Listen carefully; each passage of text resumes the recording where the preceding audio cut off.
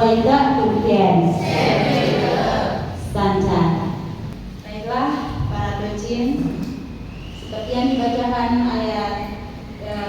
sudah dibacakan ayat suci. Cinju berkata, hati-hatilah saat orang tua meninggal, ya, dan janganlah lupa memperingati sekalipun telah jauh.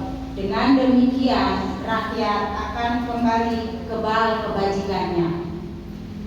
Para dojin yang terkasih, di sini saya sedikit sharing karena ayat ini mengingatkan saya kepada almarhum papa saya.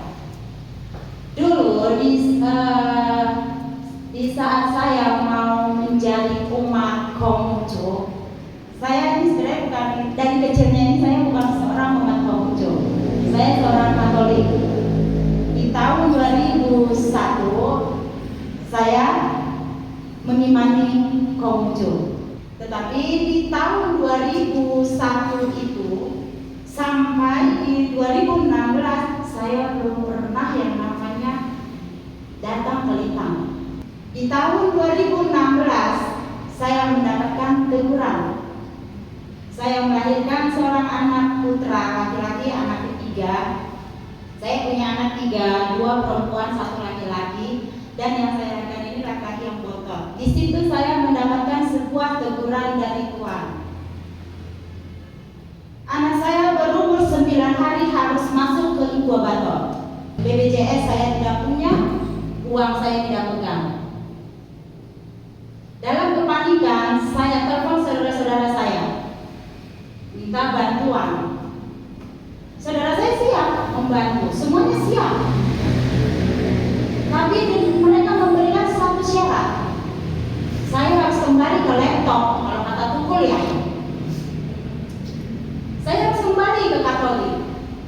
Di malam harinya itu, saya mimpi almarhum papa saya datang dengan membawa sebuah kotak yang sama, 2, warna yang sama. Beliau mengatakan, Esther, papa nggak bilang mana yang kamu suka, tapi papa bilang mana yang kamu pilih. Setelah kamu pilih, papa pergi, baru kamu buka. Saya pilih yang di sebelah kiri almarhum papa saya. Begitu almarhum papa saya pergi, saya buka, saya tersentak, saya sadar, saya kaget. Yang saya buka adalah Hinsin Nabi. Itu artinya orang tua saya mengingatkan saya, siapa saya sekarang, apa yang saya imani sekarang.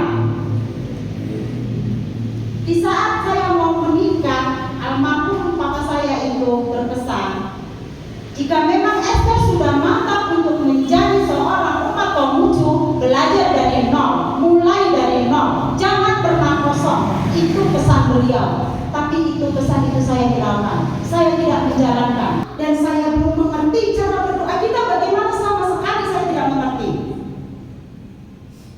Saya cerita itu hanya setahun sekali, Imlek saja, itu pun kalau ada barongsainya. Tapi kalau untuk cara berdoanya itu saya nggak ngerti.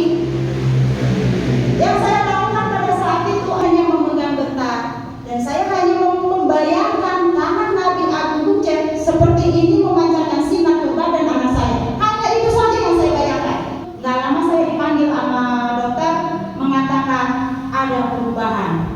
Sentenjaan. Dulu saya belum bisa bilang sentenjaan. Saya hanya bilang terima kasih ya Nabi. Itu saja